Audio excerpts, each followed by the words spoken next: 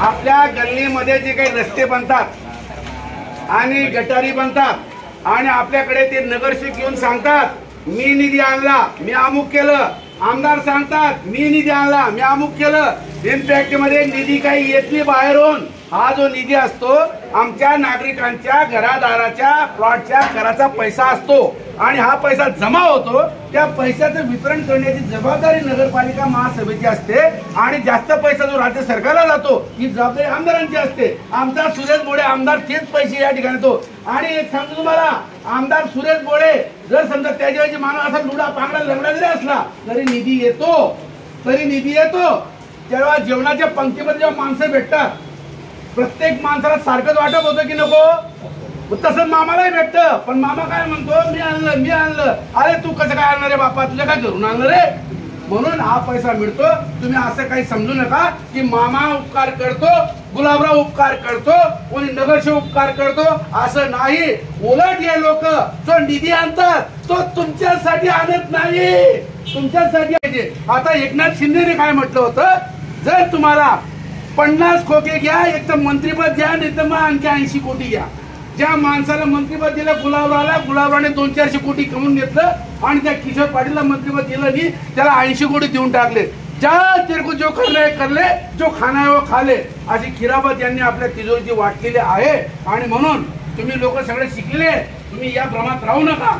हा पैसा कैलास अप्पाने आणला, ललितने आणला, हा पैसा कोणत्या जयश्री महाजनने आणला, नाही, हा पैसा तुमच्या हक्काचा आहे, हा पैसा मामाने आणलेला नाही। आणि म्हणून मी असं म्हणतो की रस्त्यासाठी, गटारीसाठी, पाण्यासाठी, सफाईसाठी आग्रह धरणं हा तुमचा अधिकार आहे, ये कोई मेहरबानी नहीं है। कोई भी बाप अगर बेटे की शादी करता है तो कोई भलाई नहीं होती है, ये तुम्हारी जिम्मेदारी होती है। क्यों कि हमें तो है तुमको नेरी नाके में पहुंचाने वाले। आणि म्हणून म्हणतो तुम्हाला ही यांची जबाबदारी आहे। पण हे मामा लोकांना मामा बनवतात। हा शिंदे इथे येतात आणि काय करतात, दारू तरफडा पितात। शिंदेने इथे चक्कर मारलं पाहिजे की जळगाव शहरामध्ये काय हालत आहे, गुलाबराव पाटीलने चक्कर मारला पाहिजे, गिरीश महाजनने चक्कर मारला पाहिजे। पण हे लोक मौज मस्ती करतात, मजा मारतात आणि वरून सांगतात आम्ही निधी आणला। तुमच्या काय बापाची जमीन विकून आणलं का रे? तुम्ही काय त्या अफगाणमध्ये, तुम्ही काही तुर्कस्तानमध्ये, रशिया युक्रेनमध्ये काही चोरी करायला गेले होते का रे? तुम्ही काही गाई म्हशींचा धंदा केला का रे? हा पैसा आपला असतो। म्हणून हे लोक लबाड आहेत। काही नगरसेवक म्हणतात काका आम्ही काही 5% कमिशन देऊन आमचा निधी आणला। अरे हो विठोबा, कोणाला दिलं टक्केवारी? नाही, ते नगरविकास खात्यात सचिवाला द्यावा लागतो। का बरं दिलं रे तुरे? तुला अक्कल नाही का रे? नाही ते ठीक आहे, कमिशन देऊन आणावं लागतं का? नाही, ते आमच्याकडनं घेतात त्याशिवाय पैसे देत नाही। सुनलं, जर समजा ते पैसे टक्केवारी असल्याशिवाय निधी मिळत नसेल, अरे लानत है शिंदे फडणवीस पवार, तुम लोगों ने धंधा खोल के रखा है, धंधा। तुम राजकारण नहीं कर रहे हो। कारण माझ्या समोर 2 नगरसेवकांचे स्टेटमेंट आहे की काका आम्ही टक्केवारी देतो तेव्हा हे निधी देतात आणि हा रेट असतो 20% निधी वाटप होऊन जातो, ठेकेदार 20% खातो आणि नंतर आमचा मामा 10-15% खातो। मग 50% मध्ये काय सिमेंट लावणार तो? आणि म्हणून हे चोर लोक जे आहेत, ज्याला आपण तुम्ही नगरसेवक म्हणतात, नगरसेवक नाही, हे नगर भक्षक आहे। एका नगरसेवक निवडून आला तेव्हा त्याची डबल दौलत किती होती आणि 5 वर्षामध्ये त्या नगरसेवकाची दौलत किती झाली, हिशोब करा। कुठून आला पैसा, कुठून आला? क्या उसके खेत में इतने बड़े बंगन हो गए क्या? उनका केला इतना बड़ा था क्या? नाही, ये सब हमारा माल चुरा इन चोरों ने। म्हणून कोणताही नगरसेवकाने बडाया मारू नये की मी निधी आणला। तुम्ही निधी तुमच्या मतलबासाठी आणतात। कोई भी आदमी स्कूल खोलता है बच्चों की भलाई के लिए खोलता है क्या? अरे वो पैसे कमाने के लिए खोलता है। कोई अभी पटपेड़ी खोलता है क्या? लोगों की भलाई के लिए खोलता है क्या? उसके लिए खोलता है। कल मैंने अगर शराब की दुकान खोल दी, क्या मैं आपकी भलाई के लिए खोल रहा होगा? आपका घर बर्बाद होगा और मेरा घर भरेगा। इस बहाने ये लोग काम करते हैं।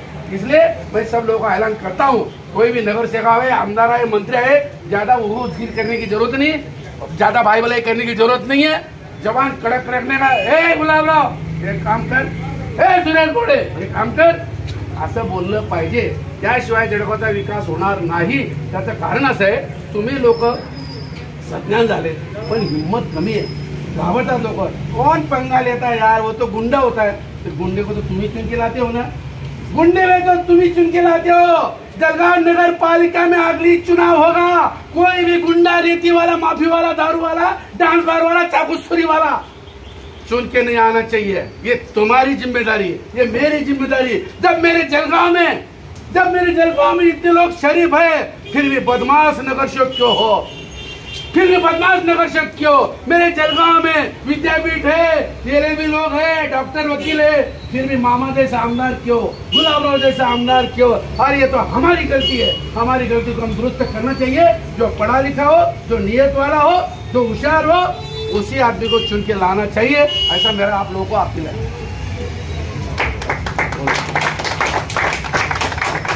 बराबर।